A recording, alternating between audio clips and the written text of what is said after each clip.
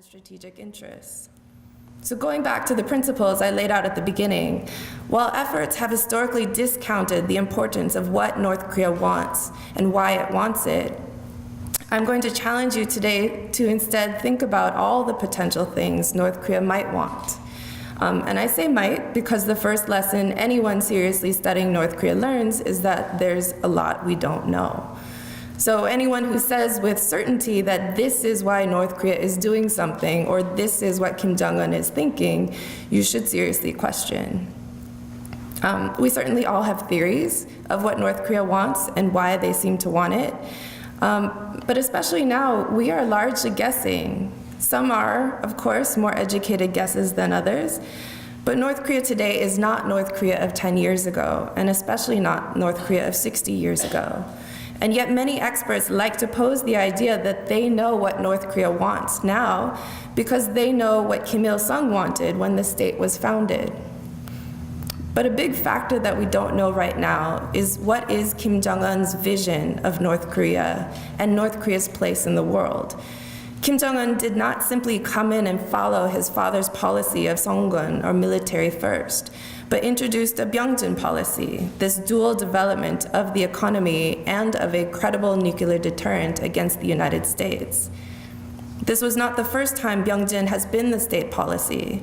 Byungjin was also the policy of Kim Il-sung, but at that time it was focused on military and economic development, not necessarily a nuclear deterrent.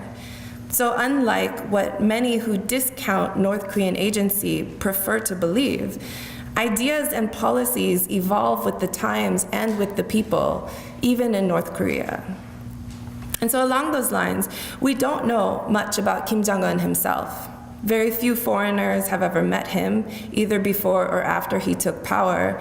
And those who have, up until the last few months, were not in a position to have serious talks with him about threat perceptions or strategic interests to get a real sense of what was rolling around in his head. Obviously now, through 3 high-level summits, and the planning process for those 3 plus an upcoming US-DPRK summit, we have gotten some hints of Kim Jong-un's thinking. But how much do we really know about his intentions versus his negotiating tactics and offers? There's deep debate and disagreement among experts as to why Kim is coming to the table now. What does he really want? What is he really offering? And those intentions matter if we're trying to craft successful strategies and policies. We knew very little about Kim Jong-un before he was named successor in 2010, and that was only 1 year before his father died and he took power. There were some profiles of when he was young and in boarding school in Switzerland, but mainly from secondhand sources. And there are big gaps in understanding how his life evolved from childhood to supreme leader.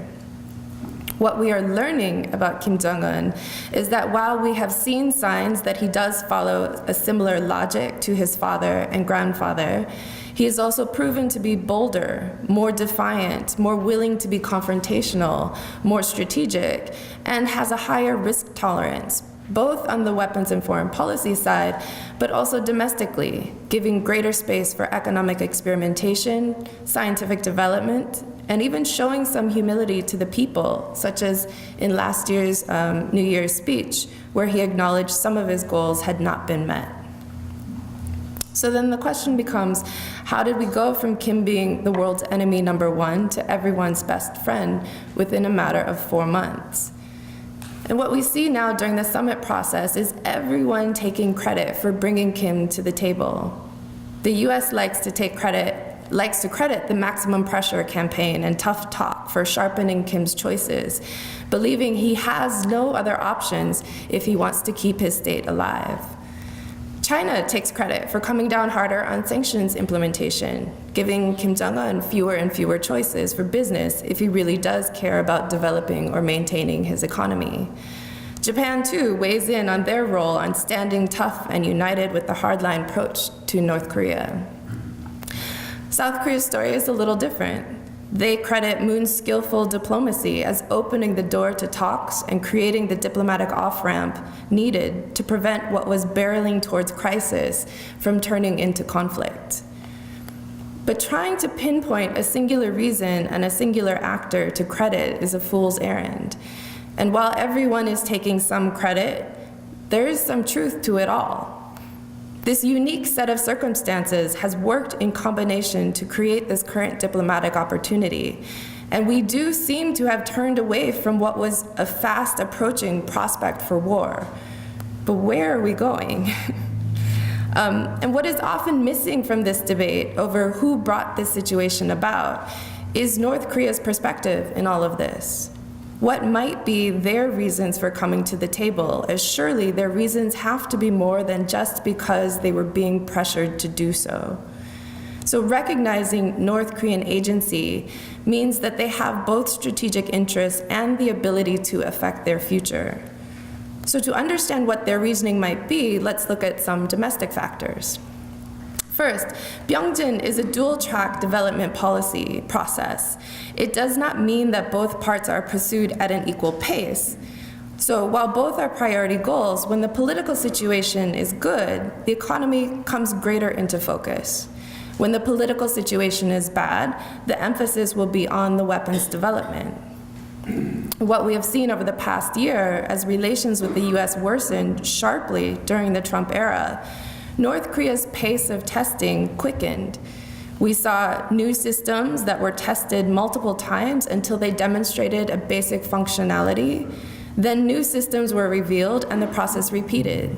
At that time, many experts theorized that Kim was likely going down the development road as quickly as possible. What we couldn't answer, though, was Kim's calculation of how much was enough.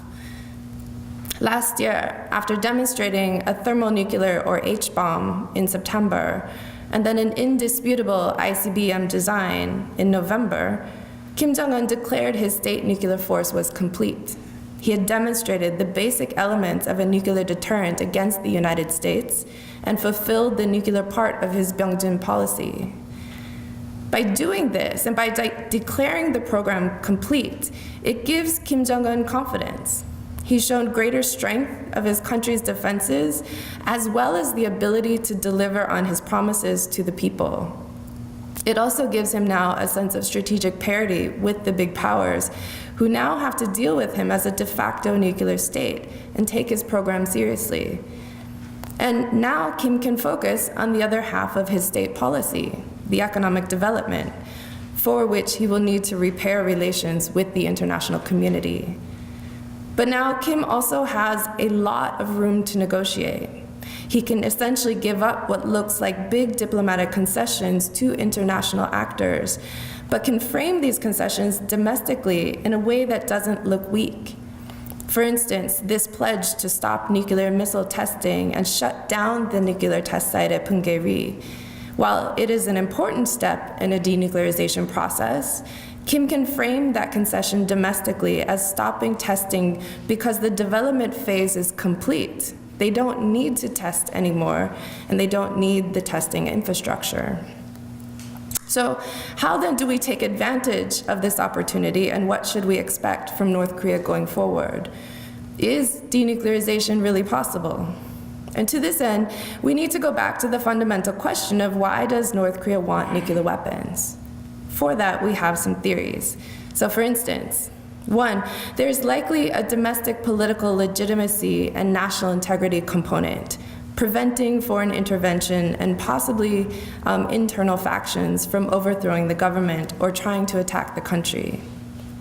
There may be a development component, having learned from China's experience of securing the country first through nuclear weapons, to be able to then turn the corner and focus on economic development once it feels safe from invasion.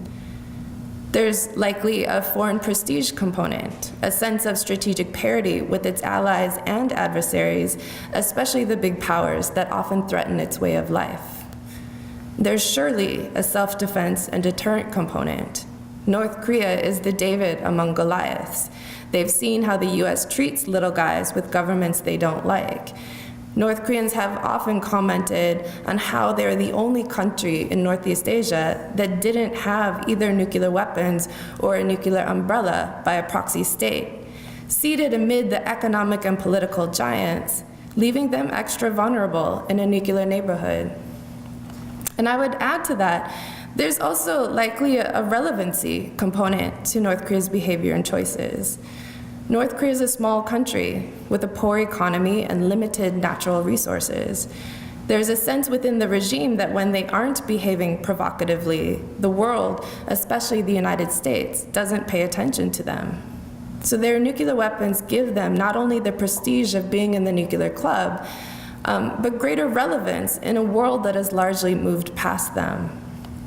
In fact, before last year, how much did you care about North Korea? How many of you would have come on a rainy Saturday night to listen to a lecture about North Korea? And are you really here because you care about North Korea and really fear its nuclear program? Or are you here because you worry that the US will start a war over this issue? And what this means is that realistically, any policy proposal or negotiated settlement, if we really want success, is going to have to address these overall principles. So it's important to note the specific language that the North Koreans use is not simply that North Korea will denuclearize unilaterally. There should be no illusion that they will enter negotiations, put their weapons on the table, and say, what can I get for this? Instead, they always talk about denuclearization of the Korean Peninsula, which they contend is contingent on eliminating the hostile policy of the United States or on gaining credible security assurances. And let's be clear, despite the recent euphoria around North Korea after the Panmunjom summit, there's little actual trust among the key players. Security guarantees on paper aren't credible just because they're in writing. The North Koreans know better than anyone that agreements fall apart easily in the face of obstacles, especially from administration to administration in both the United States and in South Korea.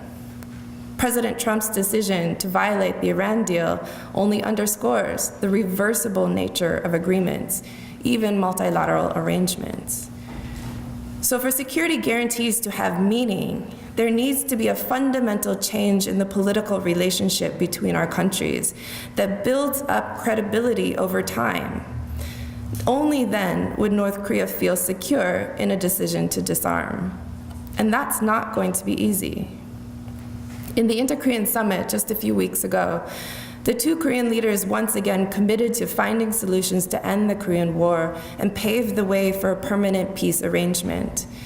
Past liberal presidents have also made these commitments with North Korean leaders, but turning those commitments into sustainable solutions have generally faced two key obstacles.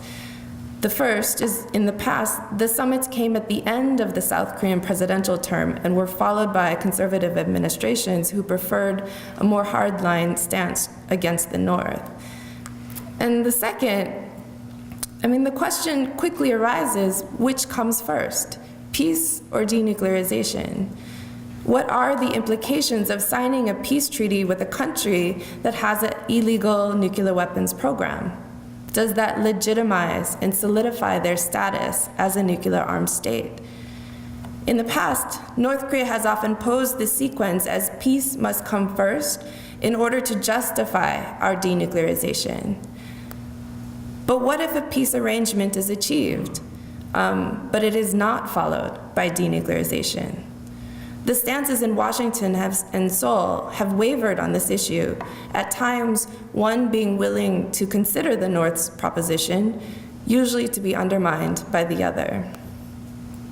The question of peace treaty or peace declaration with North Korea is laden with other entanglements as well, including what then becomes of the US-South Korea alliance, US troops on the Korean Peninsula, and what role does China play? The issue of North Korea's human rights record also comes up, especially over issues such as the detainees and abductees. There's been a tendency in this post-Panmunjom summit for people who express these concerns of what does a peace treaty with North Korea really mean to be characterized as colonizers trying to hold on to power over Korea or being against Korea's finding peace. But that's not the case.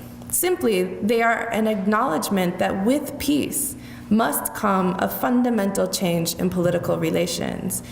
And so far, that change has been an uncomfortable thought given the North's nuclear development and past history of military adventurism against the South. In looking ahead now to the upcoming US DPRK summit, the first of its kind, these are the issues that the Trump administration will have to wrestle with. Can we have peace before denuclearization? And what does that mean for the North's nuclear status and for the US-Korea alliance? What does complete denuclearization mean? And how long will it take to get there?